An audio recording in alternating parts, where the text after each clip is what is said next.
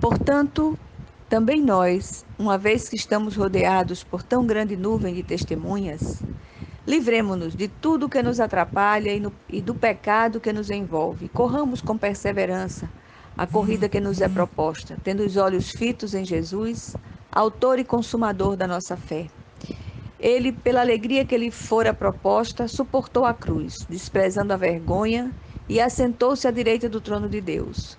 Pensem bem naquele que suportou tal oposição dos pecadores contra si mesmo, para que vocês não se cansem nem se desanimem. Na luta contra o pecado, vocês ainda não resistiram até o ponto de derramar o próprio sangue. Hebreus 12, de 1 a 4. Continue correndo. Essa é a ordem. Este capítulo de Hebreus foi inspirado no ambiente de um estádio, onde se realiza corridas atléticas muito comuns na Grécia Antiga.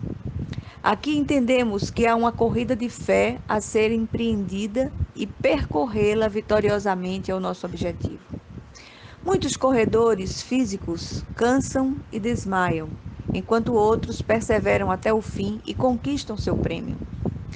Do mesmo modo, é o corredor espiritual. O propósito do atleta é trazer glória e honra para a sua nação. Do mesmo modo, nós, como corredores espirituais, precisamos chegar vitoriosos em nossa pátria celestial. Há muitos que desistem antes de completar a carreira. Esses não conseguem combater o bom combate, nem guardar a fé. Os que participam das corridas físicas recebem prêmios perecíveis. Nós corremos pelo prêmio da soberana vocação de Deus em Cristo Jesus. Receberemos a inacessível coroa da vida que o soberano Deus e Pai tem reservada para os seus.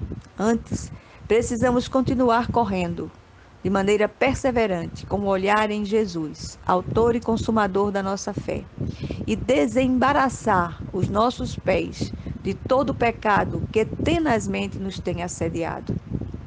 A vida dos que desejam viver piedosamente é uma vida marcada por provas, muitas vezes duras e incompreensíveis.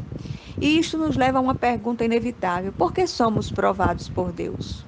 As provas são testes de fé ou correção para que abandonemos pecados recalcitrantes. Tanto uma situação quanto a outra nos revela que somos filhos a quem o Senhor ama e corrige, visando um fim proveitoso. Deus não desiste dos seus filhos quando pecam, antes os corrige. Como servos de Deus, não somos impecáveis. Estamos livres da penalidade do pecado e do seu poder, mas ainda não da sua presença. Assim podemos dizer não a Ele, se assim o quisermos. Há uma nuvem de testemunhas que empreendeu essa corrida antes de nós.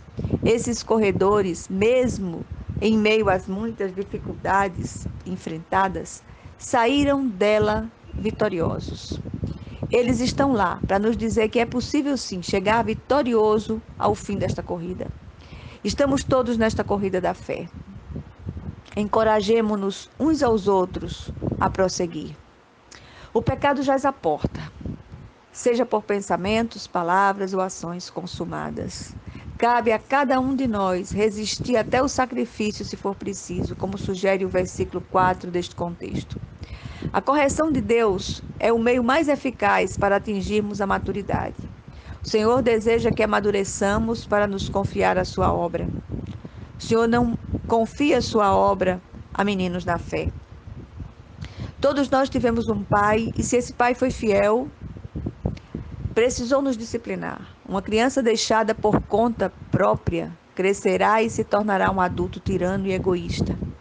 Note que um pai só disciplina os próprios filhos. Não podemos disciplinar os filhos dos outros. Assim, todos os filhos de Deus recebem sua correção. Os que não são corrigidos é porque não são filhos. Neste mesmo capítulo, encontramos uma exortação à parte mais madura da igreja, para não causar tropeço aos novos na fé. Por isso, eles são exortados a restabelecer as mãos decaídas e os joelhos trôpegos, para poder testemunhar diante dos fracos na fé. Por mais dolorosa que seja uma prova, é sinal do zelo amoroso de Deus. Deus deseja que nos tornemos maduros, que vençamos a grande corrida da fé. A atitude correta diante das provações é demonstrar reverência ao Pai, sujeitando-nos a Ele. Estamos passando por provas? Não desanimemos, encomendemos nossa alma ao fiel Criador e continuemos correndo. Essa é a ordem. Deus tem propósito nesta situação e já nos habilitou para a vitória. Que ao final possamos dizer como o apóstolo Paulo: combati o bom combate, completei a carreira e guardei a fé. Amém.